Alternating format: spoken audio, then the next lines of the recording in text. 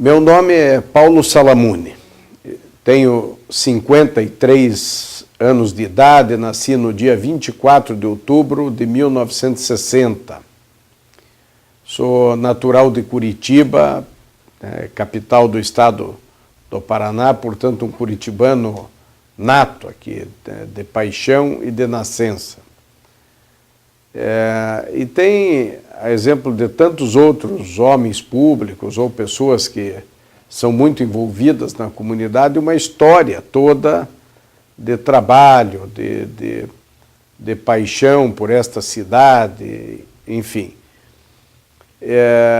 Eu participei da primeira turma do maternal do Colégio Nice Braga, que era um colégio estadual, tendo em vista que eu sou filho de dois professores, do saudoso professor Riad Salamuni, que nasceu em 1927 e faleceu em 2001, quase 12 anos aproximadamente do seu falecimento.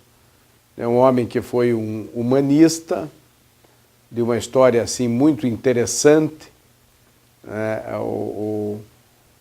O pai, ele passou no vestibular na década de 50, num vestibular de medicina, cursou por 3 meses esse curso e depois desistiu, dizendo que aquilo não era para ele, com formol e tal.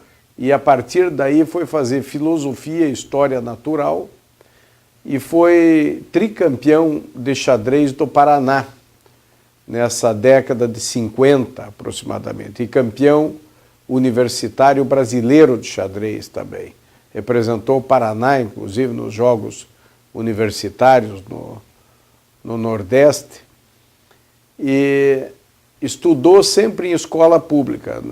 Ele nasceu em Ponta Grossa, estudou no Colégio Regente Feijó, em Ponta Grossa, um colégio conceituado até hoje, e depois aqui no famoso Ginásio Paranaense, que hoje é o não menos famoso Colégio Estadual do Paraná. Ainda quando funcionava ali na Praça Santos Dumont, na Rua Ébano Pereira, onde hoje é a Secretaria de Cultura do Estado do Paraná. E essa trajetória do Salamuni, do Riad Salamuni, foi muito interessante.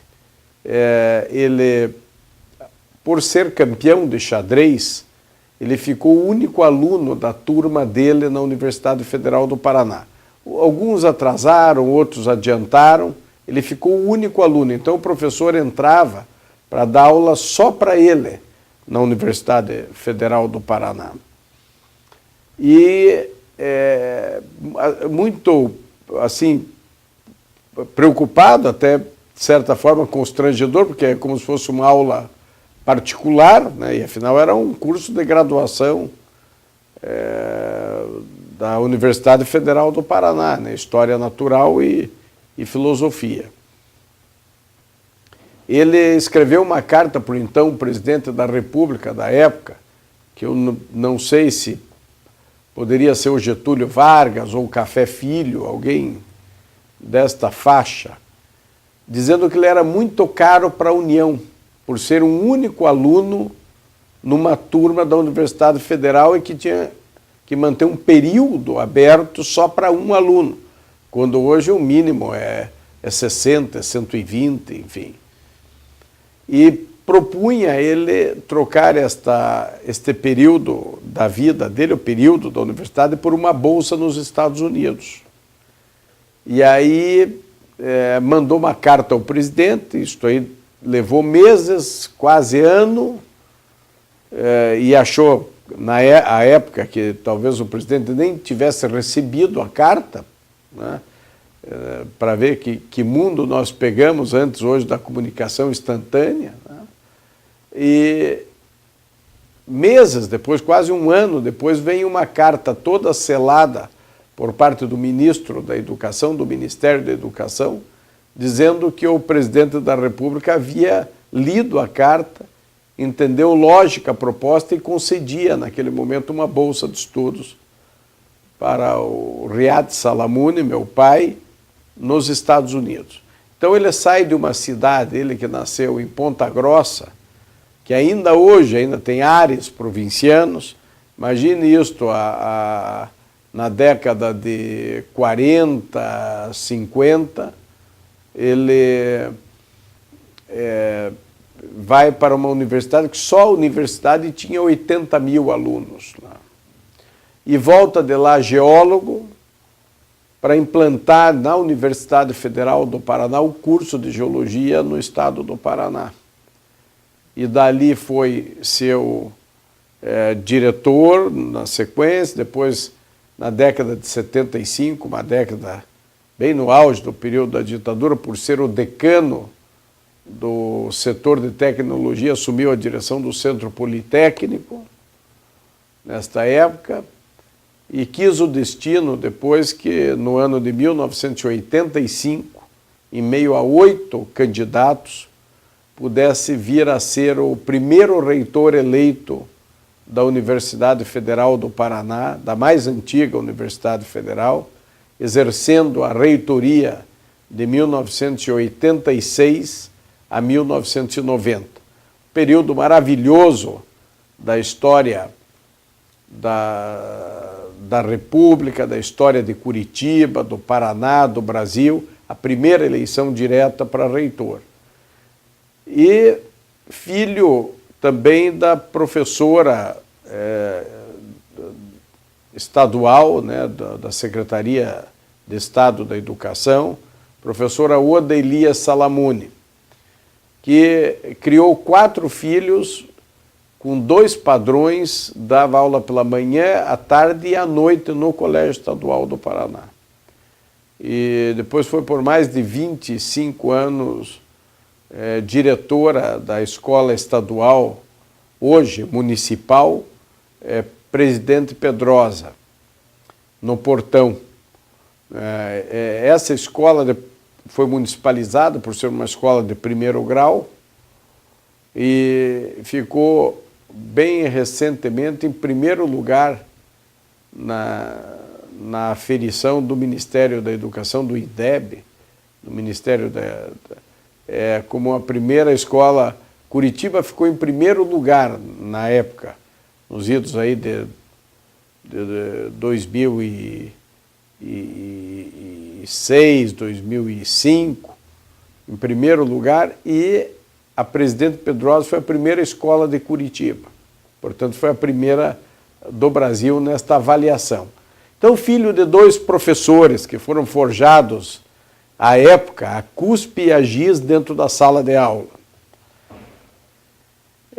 Nasci neste meio, né? Então, daí, pelo fato de ser filho de uma professora do Estado, que tinha então o famoso IP, Instituto de Previdência do Estado, a minha escola maternal foi a Nice Braga, né, em homenagem à primeira-dama da época, do então governador Ney Braga, no seu primeiro governo.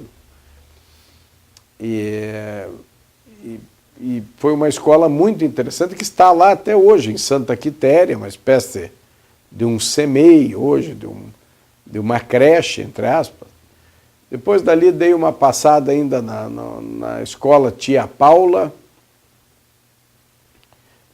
uma escola tradicional, ainda com desfiles, e fui para o Colégio Nossa Senhora Medianeira, de orientação jesuíta. E lá estudei de 1967, com 7 anos de idade, até 1978.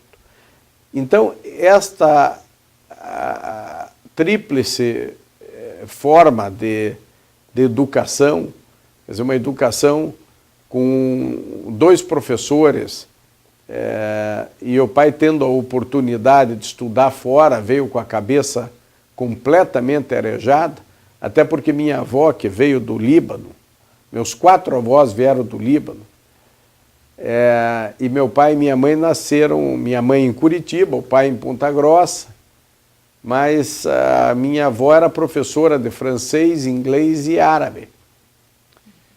E meu pai aprendeu muito bem o inglês com ela. Então, ele foi um homem muito além do seu tempo, além de uma inteligência raríssima, basta ver já pelo fato de ser campeão de xadrez. Inclusive, na década de 50, uma das atrações turísticas da cidade de Curitiba era o já professor Riad Salamuni jogando, ou o acadêmico Riad Salamuni, já recém-saído dos bancos escolares, jogando partidas de xadrez simultânea, por vezes com 15 adversários ao mesmo tempo no passeio público. Então ele ficava na frente das mesas, jogando simultaneamente, alguns com relógio, né, as partidas de xadrez. Ele foi, realmente o xadrez foi algo que marcou a sua vida e por muito pouco ele não virou um profissional do xadrez. Mas dali é que veio a sua possibilidade de ir aos Estados Unidos, voltou geólogo e era um humanista e um nacionalista nato. Tanto é que se indignava muito quando seus professores nos Estados Unidos mostravam lá os campos de petróleo fechados, com só algumas bombas funcionando, exatamente para economizar o petróleo e explorar dos outros países. Também as minas de transferência nos Estados Unidos, que eram riquezas que eram levadas de países subdesenvolvidos para abastecer estes países mais ricos. Então, isso tudo fez com que aumentasse a indignação dele por qualquer espécie de imperialismo, de forma de uma nação querer se sobrepor à outra, querer garrotear a outra. E ele, muito instigado por seus professores, voltou e com a ideia muito fixa de que teria que retomar a democracia no Brasil, teria que tirar os governantes corruptos que vendiam a pátria. E a política, quando é que começou? Como é que era a atividade dele? E foi exatamente aí que ele volta e vira um nacionalista que participa da campanha do Petróleo é Nosso. Ele foi filiado ao Partido Socialista do Brasil e, assim com outros próceres, o movimento dos professores, tão famoso dentro da universidade, que foi a resistência democrática, com figuras como Vieira Neto, como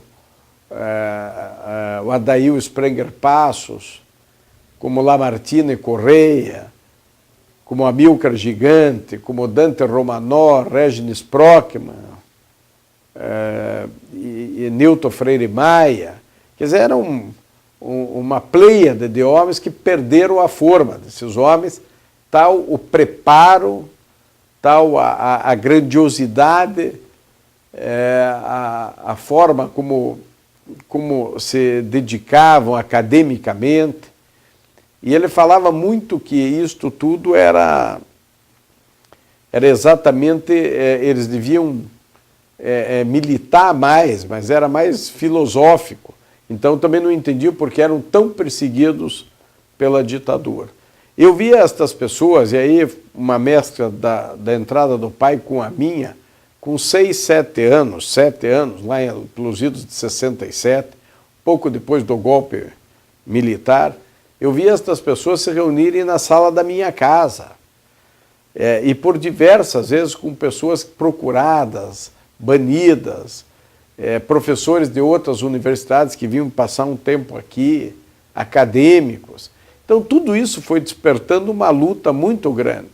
Então o pai sempre foi um homem progressista, um homem muito lúcido nas suas posições, firme nas suas posições, era um participante ativo E daí a proximidade dele com o MDB à época, né, porque os outros partidos foram extintos, ele sempre diz que ele não saiu do Partido Socialista, ele foi saído, né, juntamente com Edésio Passos, o Luiz Geraldo Maza, enfim. Foram momentos assim muito ricos. E nós temos até o livro da jornalista Teresa Urban, mostra, inclusive, como o pai, em um determinado tempo da vida, foi perseguido pelo regime, né? Sempre observado por alunos que eram infiltrados dentro da universidade, a casa vigiada, a casa invadida. Nós tivemos um momento em que a casa foi ocupada e praticamente confiscaram, roubaram toda a biblioteca do pai. E aí ligaram para alguém e falaram que essa biblioteca estaria ali no Rio Belém, próximo ao Círculo Militar, que não havia a canalização do rio na época. E eu me lembro assim, cenas que me chocam, o que me marcam, talvez de um choque. Quer dizer, o pai com um amigo, com uma escada, descendo na beirada do rio, as beiras de concreto, para tentar salvar alguma coisa ainda da biblioteca, né, que fora pelas forças de repressão retirada. Muito perseguido também nos inquéritos militares dentro da universidade. Foi apenas por um homem assim que até tinha uma posição de direita até, mas um geólogo e um cientista preparadíssimo que mapeou o Paraná inteiro, que foi o Reinhard Mack. E graças à atuação do Reinhard Mack, o pai não foi caçado dentro da Universidade Federal do Paraná, mas chegou muito próximo disto. Bom, eu vivendo com tudo isso, vendo a paciência e sempre o apoio da minha mãe, da professora Oda, eu fui crescendo num mundo lúcido, num mundo que lia muito, num mundo que aprendeu a se indignar contra essas questões todas. Depois, um pouquinho mais, quer dizer, ir somando a filosofia jesuíta, que é uma filosofia e sem nenhum pleonasmo, porque lá nós tínhamos aula de filosofia mesmo, veio formatando o meu caráter, veio formatando a minha forma de pensar o mundo. E logo, tudo banido aí nessa década de apenas 2 partidos, eu estive com o pai na reunião do MDB, que escolhia os candidatos lá para as eleições de 74, 78, e aí me engajei definitivamente na juventude do PMDB, lá pelos idos de 1980 para frente. Aí coordenei muitas coisas dentro do PMDB, até nós chegarmos à eleição do primeiro voto, em 1982, com a eleição de José Richa pelo PMDB. Participamos ativamente do programa de governo, o pai participou. Fala um pouco, como é que era esse MDB que virou PMDB? Qual era o cenário, né? O cenário era um cenário de bipartidarismo, 2 partidos, né? Um que apoiava o regime, né, de forma assintosa, e outro que fazia oposição. Porque o MDB virou um grande guarda-chuva. Virou, né? Tanto é que o próprio nome já sugeria, era um movimento, né? Ele, na verdade, não era um partido, era um movimento democrático brasileiro. Ou seja, todos os partidos que foram tolhidos, todas as ideologias, todos abrigados sobre um movimento, né? Tanto é que, por isso que depois que ele chegou ao porto da liberdade, da abertura, cada um depois quis seguir um rumo diferente, e daí vieram a criação dos outros partidos, né? Mas o importante nisso é que aí, neste momento, a minha mãe já começava a se criar os conselhos de condição feminina, a partir de 1982, o PMDB feminino, né, o PMDB mulher, era muito forte esse partido, essa célula dentro do PMDB. E com essas mulheres é que eu aprendi para a rua a fazer política, né? Na juventude. Mas ligado, sempre teve o apoio integral do pai. Isso é importante, porque não era uma coisa usual, né, para mulheres da idade da mãe. Na verdade, elas não tinham que ficar cuidando da família, cuidando dos filhos, aquela coisa toda. Mas ali já se rompiam estes grilhões. Já essa corrente se soltava, e o pai, exatamente por ter morado, por ser um homem muito além do seu tempo, lúcido, permitia que a mãe trabalhasse, que fizesse política, se fosse preciso acordar 2, 3 horas da manhã para apanhá-la, vindo de viagem, sempre fazia isso com muita generosidade, com muita, uma forma assim que não passava qualquer sensação de culpa. Diferente de outras mulheres, de tias minhas, que os maridos faziam uma certa chantagem emocional.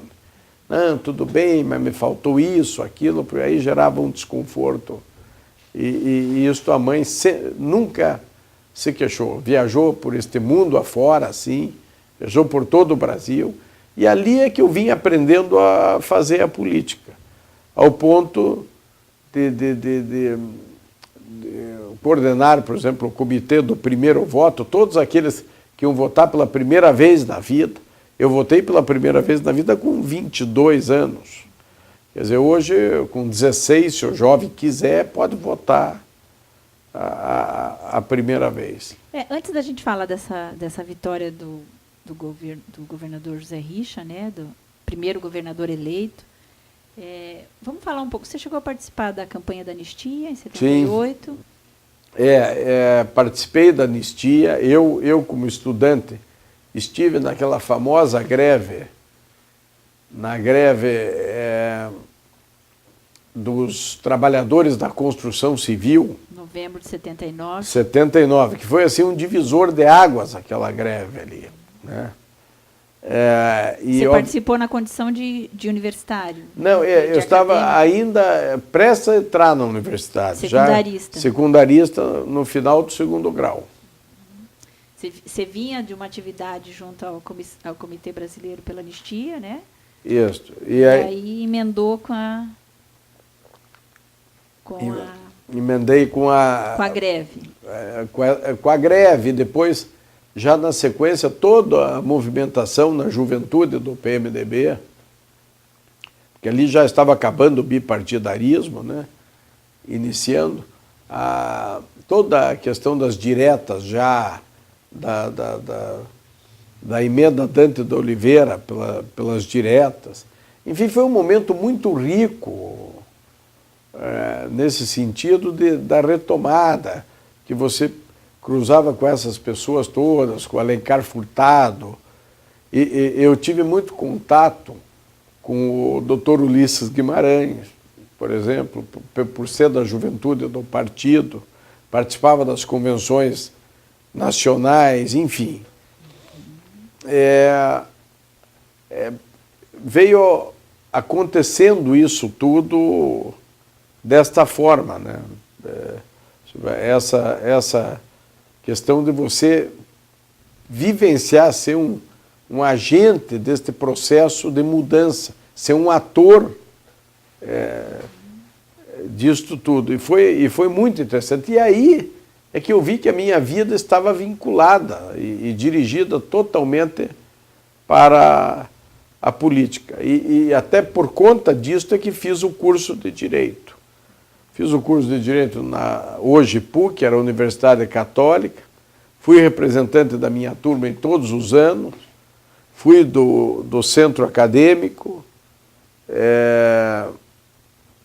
lideramos uma grande greve na Universidade Católica, histórica de dormir dentro da universidade quase 30 dias. Em que ano isso? Isso foi em 83, 84. Quem eram os seus contemporâneos? Bom, esses contemporâneos, nós poderíamos até de lembrar, assim, por exemplo, a Débora Dias, a esposa do Álvaro Dias, o Luiz Miguel Justo Silva, o Geraldo Seratiuk, você pegava hoje o Gustavo Fruit, um pouquinho mais novo, mais contemporâneo, todas essas pessoas aí, né?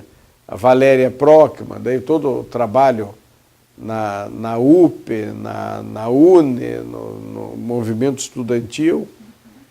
E qual era a sua relação, a convivência com pessoas das organizações clandestinas, pessoas que... Eram interessantíssimas, porque uma pessoa que eu tenho um apreço enorme hoje, até hoje, é o Dr. Jorge Caram. O Dr. Jorge Caram foi um dos ícones estourava algo no Acre, prendia o tio Jorge aqui. Ele era médico, um dos médicos preparadíssimos, clínico geral, com consultório na praça...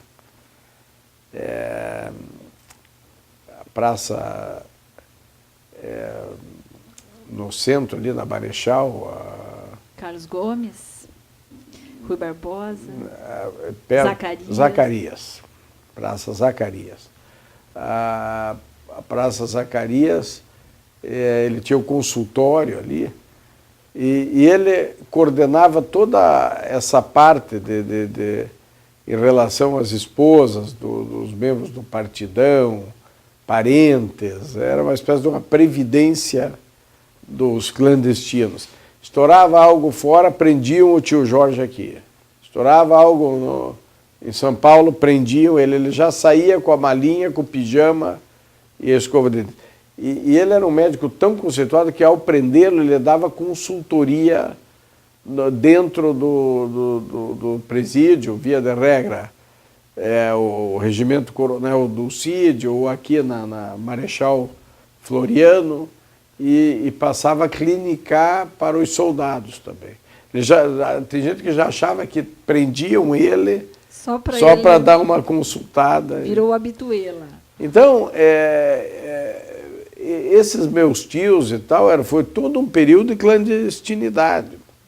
Por exemplo, o Luiz Carlos Prestes esteve na casa do tio Jorge Caram, no auge, o Brasil inteiro procurando o Luiz Carlos Prestes, e ele lá, jogando xadrez, jogando num apartamento aqui. Então, foi um envolvimento interessantíssimo, sabe? E você fez a opção de entrar para a política, né, de ser um homem público, dentro de um partido político, na legalidade. Né? Eu fiz essa... convites para... Tive convites para participar, mas ali já era um... Era um outro era um processo, né, já de transição, né? E aí já estava os partidos... Mas eu convivi muito com o pessoal do MR8, o pessoal do PCdoB, do PCB, de organizações clandestinas, tudo dentro da universidade, né? Então, fala um pouco da sua participação na organização e de viver o grande comício que Curitiba fez em relação às diretas já. Foi muito interessante, porque aí já era aquele período de transição mesmo, né? E Curitiba foi a primeira cidade do Brasil que fez o comício pelas diretas aqui. E nós aqui hoje encontramos-nos no edifício Asa, quer dizer, tudo acontecia aqui na Boca Maldita. Então, este próprio comício, tem um deles que foi na Santos Andrade e o outro foi aqui na Boca Maldita. Então, interagindo com todas essas pessoas, com o José Richa, com o Maurício Fruit, com o Álvaro Dias, com o Alencar Furtado, Leite Chaves, Euclides Scalco, e um sem número de deputados, de homens públicos que marcaram época, fizeram história na cidade de Curitiba, no estado do Paraná e no Brasil. Isso tudo é que sempre me puxou, me fascinou pela política partidária. Então, após esses comícios das diretas, depois após as diretas, eu me apresento, então, como candidato a vereador no ano de 1988, disputando com algumas dessas bandeiras mesmo, essas lendas da política do Paraná. E de lá para cá, disputei praticamente todas as eleições majoritárias, de senador, de governadora, de vereador, me reelegendo. E você participou diretamente da criação, né, do PMDB. Sim, foi um período surgiu? de transição. E ali era um momento um pouco complexo, porque foi criado o PP também, parte Sim. do PMDB criou o PP, o Partido Popular de Tancredo Neves. Outros saíram para os partidos mais de esquerda, enfim. Né? Então, tá, e foi para um você momento foi natural ir para o PMDB? foi natural, quer dizer, foi a opção que eu fiz porque era mais próxima daquilo que eu estava almejando, atuando. Né? Então, era a frente e o grupo que contemplava as suas ideias, né? Pelo menos essas ideias iniciais eram toda externada por isso. E após essa eleição de 88? Bom, aí veio a eleição de 88 e eu fico como suplente, quer dizer, uma história também sui generis, a minha vida toda. Foi a sua primeira campanha. Conta como é que foi essa primeira campanha. A primeira campanha foi interessante porque até você não sabe de muita coisa, né? Então você nem sofre. Mas para muita gente forte nessa primeira campanha, muito forte, de voto, e eu fiquei como quinto suplente do PMDB. Mas nesse quinto suplente tive a felicidade de assumir 2 anos depois e não larguei mais. Com figuras emblemáticas ainda, sempre falando em Adail Sprenger Passos, falando no Elias Abrão. Figuras emblemáticas na política do Paraná. Interessante como o PMDB não se renovou, né? A gente fala dessas pessoas, parece que ele ficou com essas pessoas. Né? Era o Requião. Mas eu digo assim, pessoas com carisma, com preparo, com retidão ética, que fica na memória como sendo, né, lideranças em que as pessoas depositaram realmente o seu, né, a sua confiança. Bom, aí você não largou mais. Qual é a sua trajetória? Aí você chega e chega uma hora que você sai do PMDB. Bom, fiquei no PMDB, fiquei como praticamente o único vereador deste grupo todo na Câmara de Curitiba, no auge do governo do Jaime Lerner, quando ele era aplaudido instintivamente, quando entrava nos teatros ou restaurantes, e eu liderando a oposição em nome do PMDB. Depois, na sequência, chegou o PT também. Então, foi algo assim, realmente marcante, sabe? Esse período todo de construção. E isto foi até interessante, porque nós tínhamos na eleição de 82 o José Richa disputando o governo e o Álvaro Dias o Senado. E ali, naquele momento, na casa dos meus pais, eu que apresentei a Débora Dias ao Álvaro Dias. Ela era sua colega de turma. Colega de turma, né?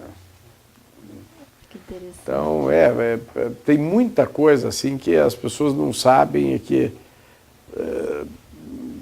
cruzando tudo isso aí dá coisa muito boa. É um grupo relativamente, né, uniforme, né, e pequeno, vamos assim dizer, né? Eram pessoas engajadas, pessoas, né, mas que você escuta as histórias e você ouve os mesmos nomes, né? Então, aí você reelegeu vereador? E hoje estou no meu 7º mandato como vereador, desde aquela época.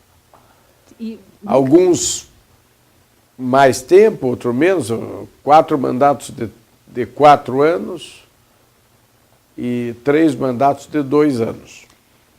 para mim, isso é uma declaração de amor a essa cidade, né, Salamone? Não, e uma vida permanente, porque com tudo isso, para que eu pudesse ter um mandato popular, sem ter um meio de comunicação na mão, sem ter milhões ou milhares de dólares para gastar. Na maioria das vezes, na oposição.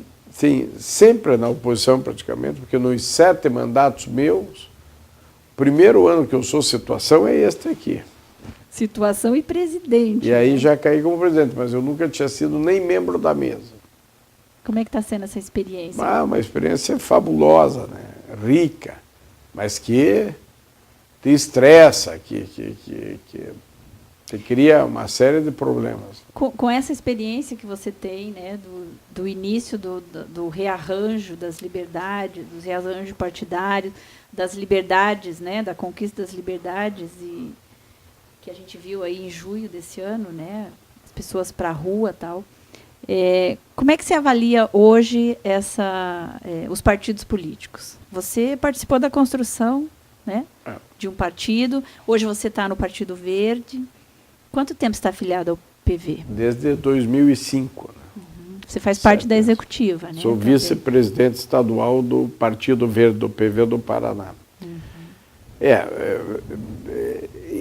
Aqui é complicadíssimo, porque o partido ele virou uma espécie de um cartório. Isso para deixar barato. Porque eu posso também dizer que podia ser uma quadrilha, né? Mudar de partido é mudar de quadrilha. Né? Mas eu vou ficar no cartório. Então, houve uma série de mudanças.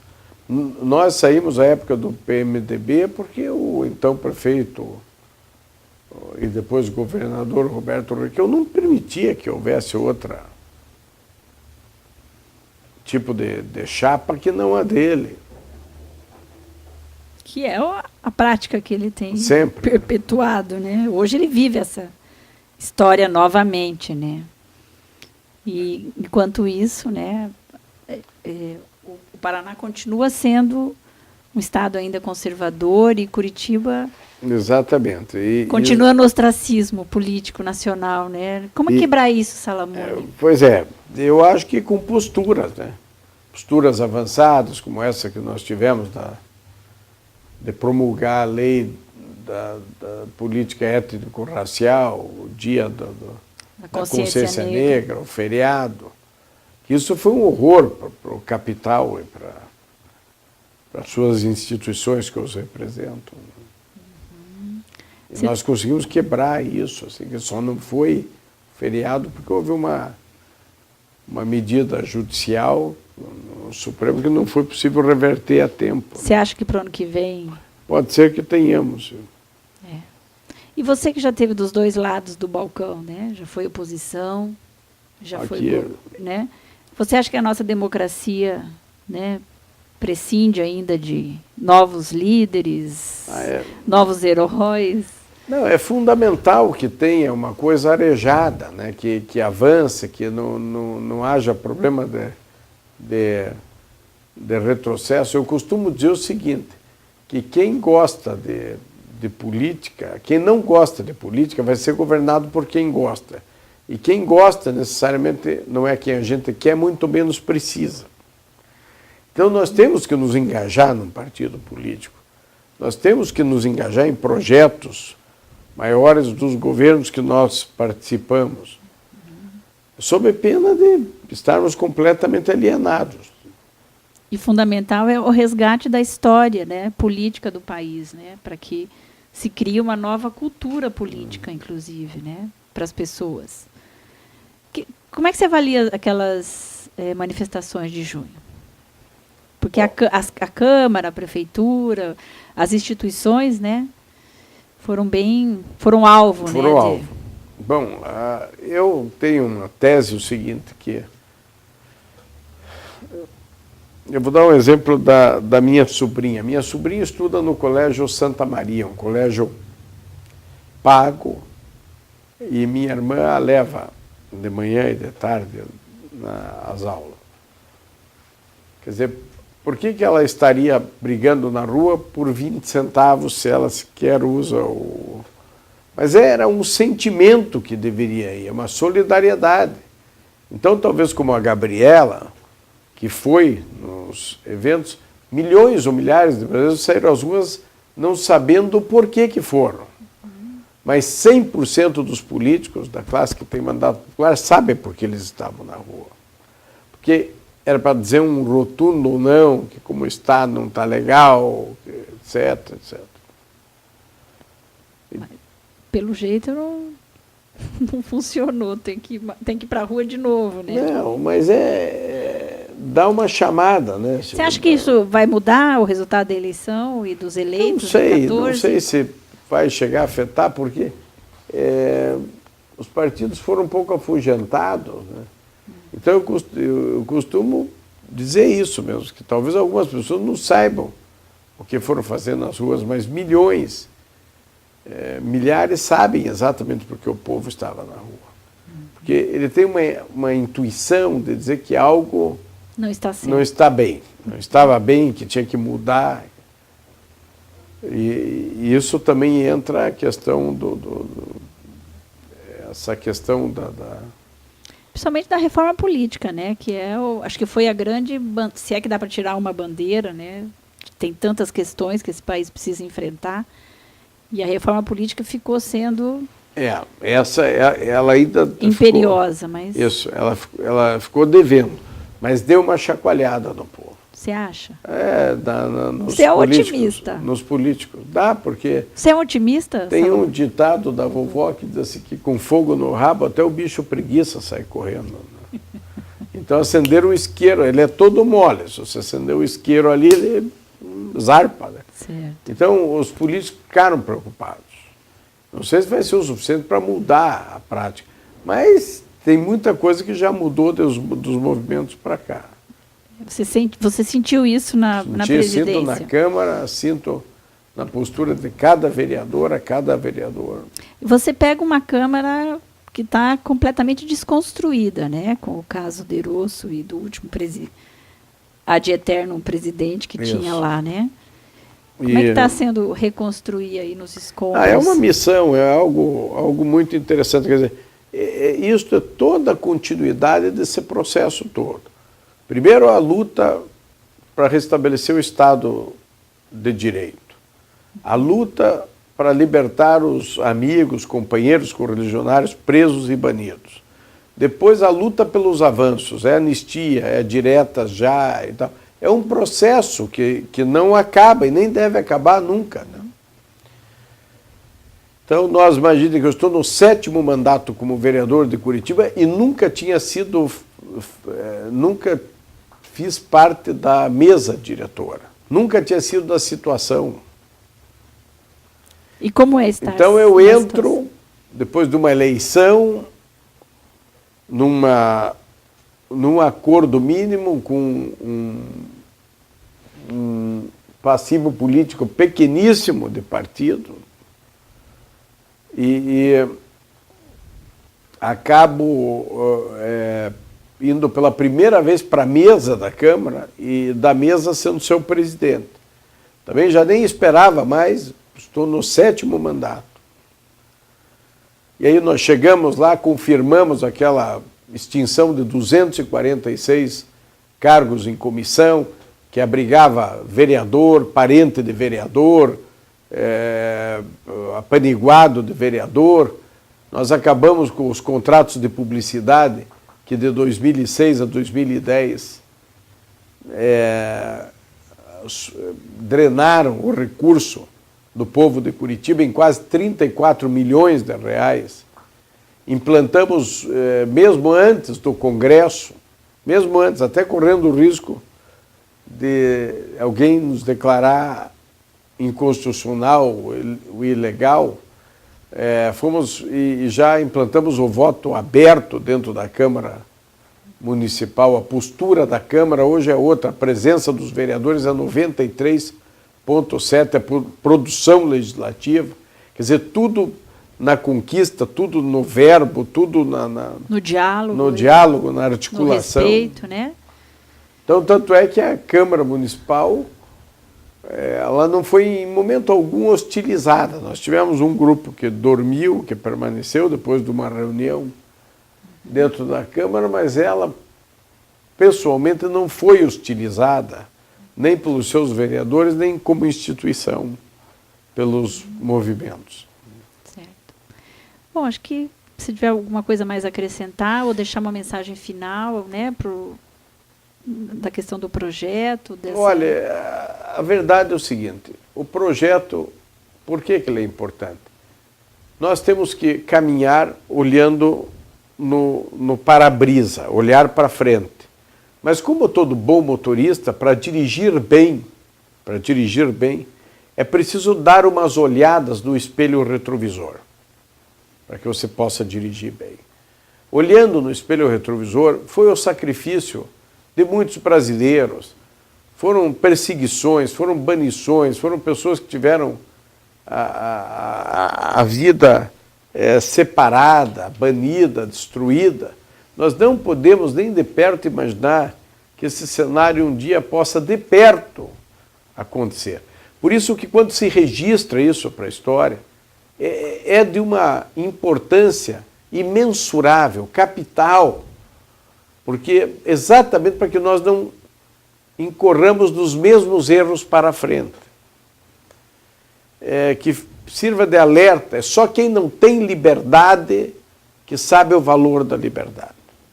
E a origem da palavra política é polis. Polis é nosso relacionamento humano, relacionamento urbano.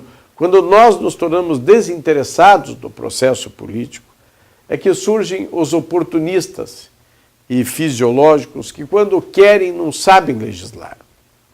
Porque os interesses que os levaram para dentro dos parlamentos não permitem que eles sejam eles mesmos. E quando sabem legislar, não podem.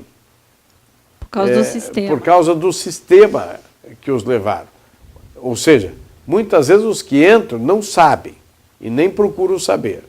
E quando sabem, não podem, porque quem os bancou não permite que eles sejam. Eu tenho uma política absolutamente independente. Jamais imaginaria que pudesse chegar numa Câmara Municipal de Curitiba, que é a quarta economia dos 5.568 municípios do Brasil, como chefe de um poder, junto com um contemporâneo meu, Gustavo Fruit. Nossos pais lutaram, o meu na academia, o dele na política, abrindo o diretório da oposição do MDB em plena ditadura. E o meu resistindo com um grupo de professores heroicamente dentro da Universidade Federal. Quer dizer, um dos episódios mais bonitos foi exatamente a eleição direta para reitor, no momento de abertura em que nós sepultávamos esse fantasma que assolou da perseguição, do patrulhamento, de separar pessoas, de pessoas que foram torturadas, mortas, presas, de forma injusta, de forma covarde, de forma a apequenar a nossa condição de ser humano. Então, poder ter de alguma forma participado disso, ainda que no fim disso, mas poder dar continuidade para que isto não aconteça mais, quer dizer, é algo que para mim não tem preço. Então, esta é o sentido de um depoimento deste, de você saber que a vida, que a democracia não é fácil, mas é um regime complexo, e alguém já disse isso, talvez Churchill tenha dito, que é o pior dos regimes, mas que não inventaram nenhum melhor do que ele. Porque você tem liberdade, né?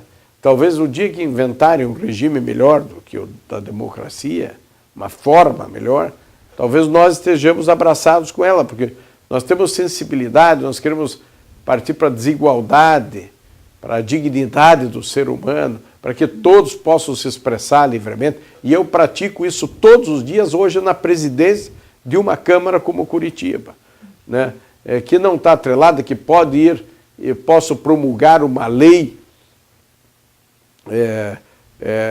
que reconhece a injustiça cometida com o povo negro, com o movimento negro, quando outros não querem fazer. É uma Câmara que não está atrelada hoje ao poder econômico, é uma Câmara que pode, na minha direção, fazer uma CPI completamente livre do transporte coletivo, que implanta o voto aberto, quando nós lutamos lá atrás pelas diretas já, né? Pela eleição direta, pela anistia. Quer dizer, então, de alguma forma, você vai colocando tudo, a tua luta inteira, quer dizer, agradecendo às mulheres, o avanço das mulheres, mulheres como Vera Mussi, Augusto, a própria Ivete Fruit, a minha mãe Oda Salamundi. Eu aprendi a fazer política na prática com as mulheres, porque o pai era mais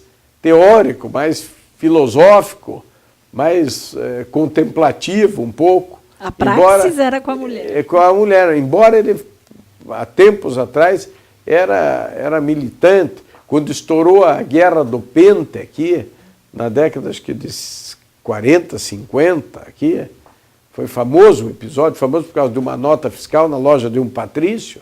O tio Jorge Caran, um líder comunista, liga e diz: Riad, venha que começou a revolução. Então, eu vivi cada episódio disso. Mas a gente não pode encerrar essa entrevista sem falar de um outro amor que você tem na sua vida, além dessa cidade, que é o escotismo, né? O movimento escoteiro foi muito interessante, porque ele, num primeiro momento, ele parece um movimento, e na verdade ele teve um pouco disso, que como ele foi fundado em 1907 por Robert Stephenson Smith Baden-Powell, na Inglaterra, o Baden-Powell foi o mais novo general inglês.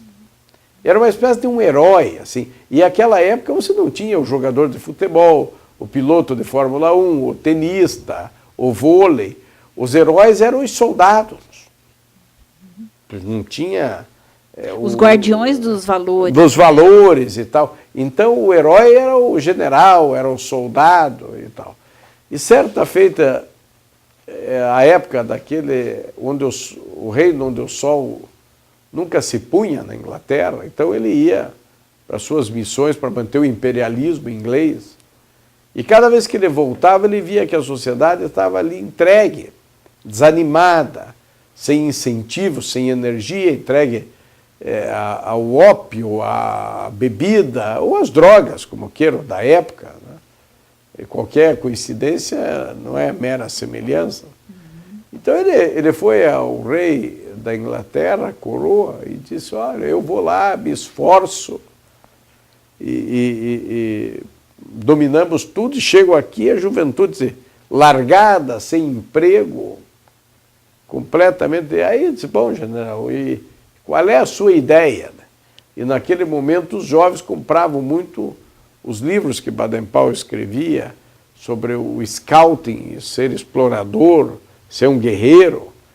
E ele, então, a partir daquele momento, ele criou uma segunda vida dedicada à juventude.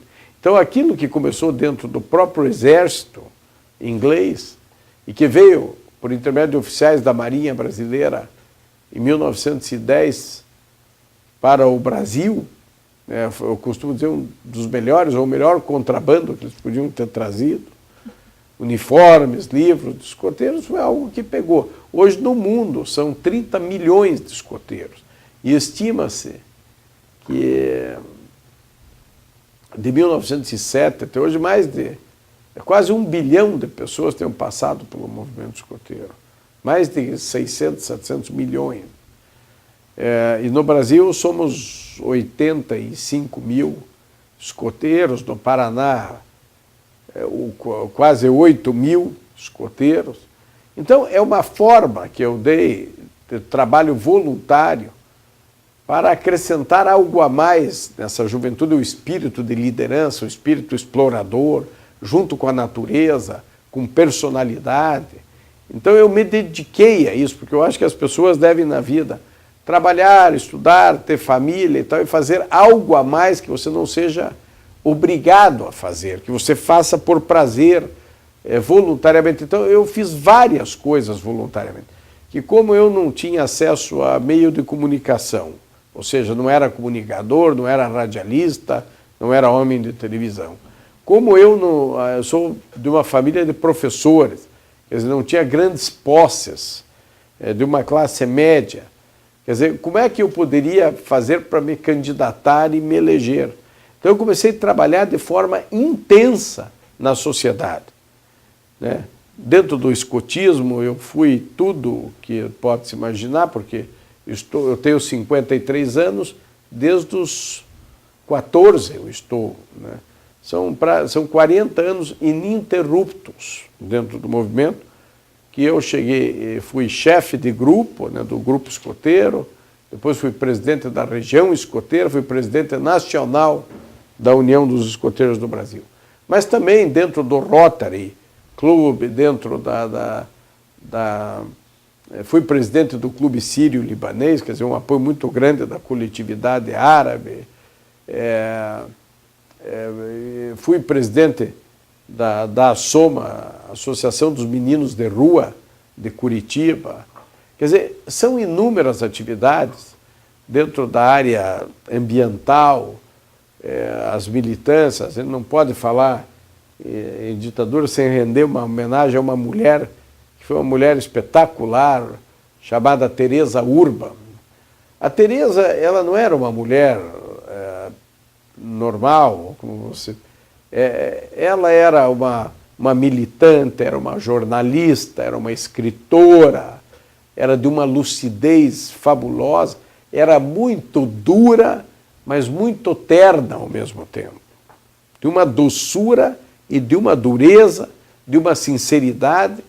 Quer dizer, foi vítima dessa ditadura que nós queremos combater, e eu tive o privilégio de tê-la amparado até os últimos dias da sua vida comigo, no meu gabinete, e às vezes mesmo contra a vontade dela, contra a vontade no sentido de, a vontade contrária à vontade dela, mas a partir do momento que ela estava comigo, me prestava um papel irrelevante, que até hoje é uma lacuna quase impreenchível, porque a Teresa, na verdade, ela mais do que uma jornalista, mais do que uma ambientalista, mais do que uma militante, mais do que uma presa, do que uma exilada, do que uma resistente, a mulher é uma instituição.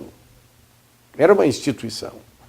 Nunca se frustrou, ela mesmo nunca pegou qualquer tipo de ajuda, não quis saber, fez aquilo voluntariamente, entendendo, quer dizer, realmente a luta recente contra a mudança do Código Florestal, né, a minha ida ao PV a partir de 2005, entendendo que eu não devia sucumbir, né? Uma das frases que meu pai usava muito, do Rousseau, que diz que o mais forte não o é bastante para dominar sempre, sem que transforme a sua força em direito e obediência que lhe julga de vida em obrigação. A exemplo de Sêneca, no primeiro século, que já disse que não há vento que sopra a favor de quem não sabe onde quer chegar. Eu sempre soube aonde gostaria de chegar na tentativa de fazer a minha parte para uma sociedade melhor. Eu costumo até às vezes brincar que fui mais longe que pedi, tive mais que mereci. Mas, enfim, não desencaminhei, não desanimei, não caí no caminho, não cedi a pressões aliciadoras. Ao canto da sereia. Fui fazendo a minha parte e, confesso, dificilmente esperava ser chefe de um poder, e acabei que numa cidade do tamanho de Curitiba, com um orçamento fabuloso hoje de quase 7 bilhões de reais, a Câmara Municipal com quase 140 milhões de reais de orçamento, acabo, neste momento, né, sendo presidente da Câmara Municipal de Curitiba. Então, a somatória disso tudo, os princípios escoteiros, a ideologia progressista, a luta contra a ditadura, o que eu vi dentro de casa, a militância da minha mãe, quer dizer, a soma disso tudo te dá um combustível fabuloso para que a gente possa prosseguir. E eu não me arrependo de nada disso, quer dizer, isso sempre foi o que eu busquei, o que eu procurei, sempre me fez uma pessoa feliz, numa dedicação absoluta, quase que num sacerdócio. Até porque eu continuo solteiro, né? E em parte foi pela dedicação a de corpo e alma, em cada momento me dedicava de cabeça, e obviamente que algumas coisas acabaram sendo preteridas, mas acho que fiz a minha parte, continuo fazendo, cumprindo esta missão. Se puder ter dado assim uma gota de água de contribuição, me sinto feliz por isso. Portanto, é um momento muito interessante. Eu peguei uma transição, quer dizer, vivi esse temor. Eu via, por exemplo, as ruas naquela época, com 6, 7 anos, as ruas cinzentas, lúgubres, tristes, ninguém conversava muito com ninguém, tudo era meio fechado, meio limitado. E eu vim vendo isso da janela do ônibus que eu apanhava para ir para o Colégio Medianeira.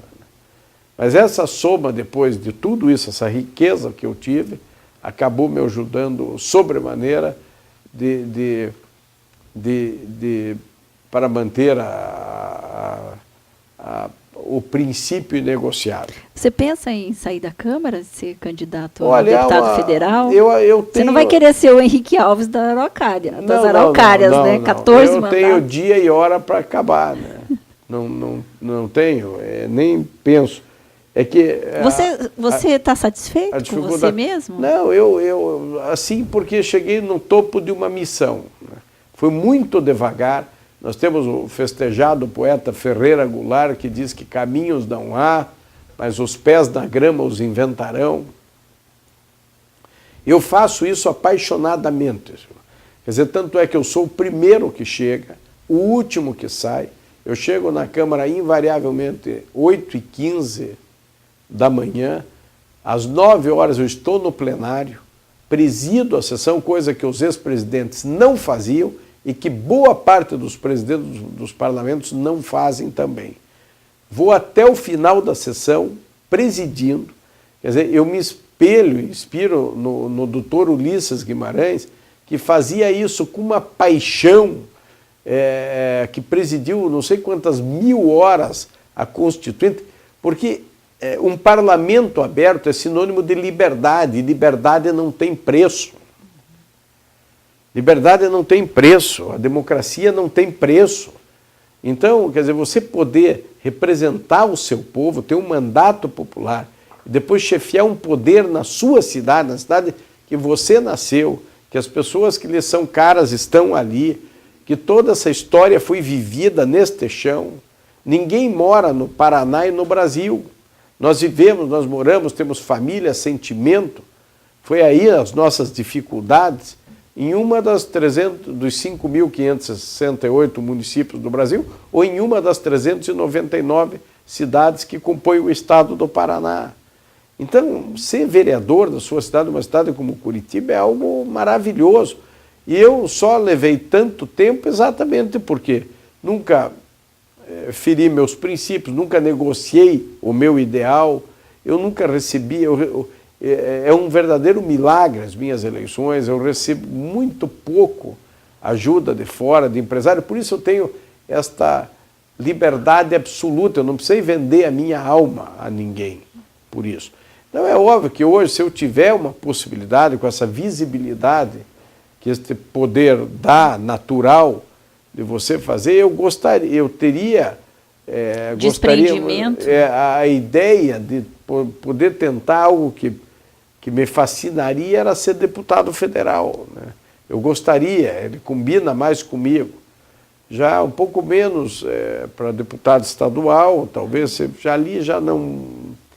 Entende? Eu prefiro ser vereador de Curitiba. Claro. Nesse sentido. Então, de modo que assim, é uma conquista, né? Quer dizer, ela é muito demorada, ela foi disciplinada, foi uma marcha batida, quase que um tuaregue atravessando o deserto, né? Quer dizer, uma coisa assim determinada. E quando eu me vejo lá, diante de todas as dificuldades do dia a dia, eu digo, não, mas eu estou cumprindo uma missão, preciso passar por mais este, por mais este, por mais este. Quer dizer, que se há problema onde tem mais de um, o que dirá num parlamento, né? Que é o repositário de todas as pressões e problemas. Então, obviamente, que se eu tivesse uma oportunidade, tiver oportunidade, né, talvez tenha essa possibilidade de ser um deputado federal, me chama, senão também, aquilo já tive mais que pedir, volto a repetir, a minha profissão não é ser vereador, sou procurador de carreira, os curtos períodos que fiquei como suplente, eu sou um dos recordistas de mandato na cidade, né? Voltava para o meu cargo, que requeri por concurso público, já para ter uma garantia, né? Uma garantia para exatamente não ter que transformar a política diabo, e nem fazer um negócio, né? E com tudo isso, olha, valeu a pena, quer dizer, pela família, pelo país, pela cidade, cada conquista dessa, os avanços da mulher, poder estar sancionando hoje o Conselho da Mulher, e tantos avanços que eu nunca imaginei que pudessem acontecer lá atrás, mesmo lutando muito para que isso acontecesse. E eu venho no âmbito da nossa cidade, de uma grande capital, com 1.800.000 habitantes, com 7 bilhões de orçamento, poder realizar aqui. Mas acho que a Teresa Urban reverberou uma vez, né, do que o poeta disse, que acho que de tudo o importante é manter a espinha ereta, a mente quieta e o coração tranquilo.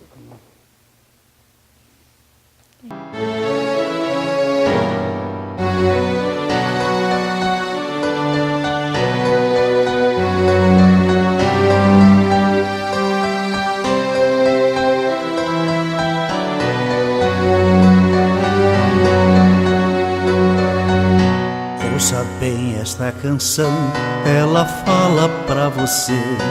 Ela fala de um tempo que ninguém pode esquecer, de um tempo em que alguns homens impuseram a tirania, muitos outros responderam com a sua rebeldia. Os tiranos implantaram longa noite de terror, tentaram calar a todos, provocando muita dor. Censuraram a cultura e toda a cidadania, calaram toda a voz, promovendo a vilania.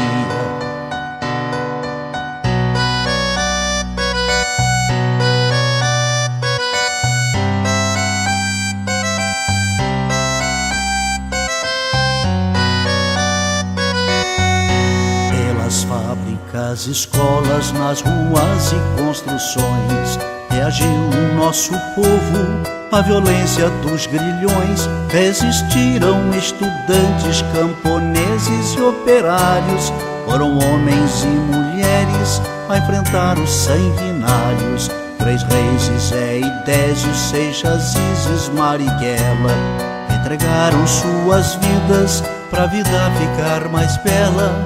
Muitos outros foram mortos por lutar contra a opressão, ou desaparecidos, ou no exílio ou na prisão.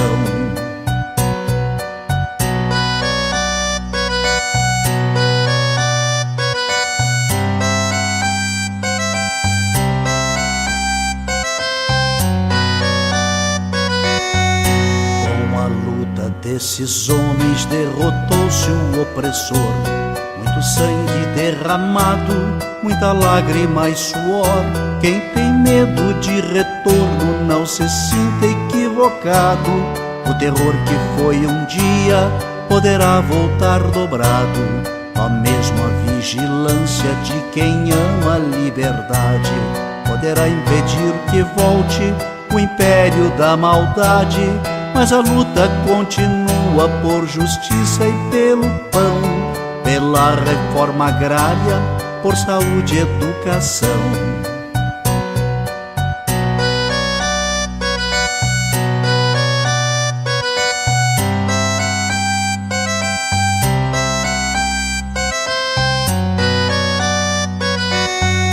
A miséria ainda se espalha, a violência é assassina, juventude sem futuro, a história nos ensina. Só unido nosso povo vencerá a exclusão, um homem tendo por outro sentimento de união.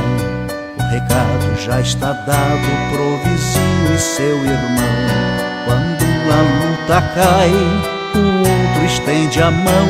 Não se cale quem tem fome, quem tem sede de ternura, pois a vida favorece a quem luta com bravura.